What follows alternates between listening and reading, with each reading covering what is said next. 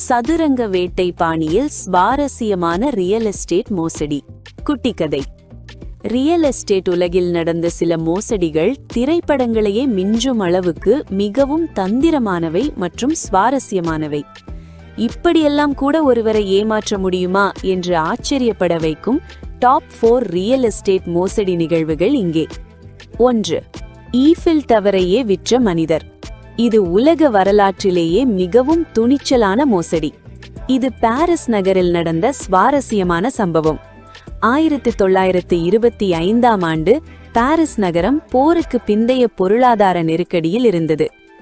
Eiffel டவரை பராமரிப்பது அரசுக்கு கடினமாக இருக்கிறது என்றும் அதை இடித்து தள்ளப் போவதாகவும் செய்திகள் வந்தன.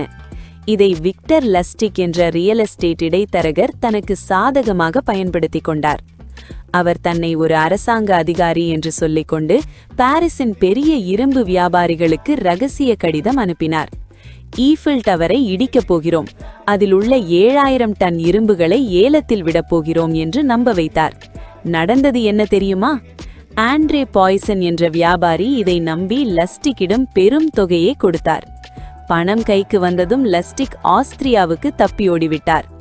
ஏமாந்த வியாபாரி அவமானம் தாங்காமல் போலீசில் புகார் கூட கொடுக்கவில்லை.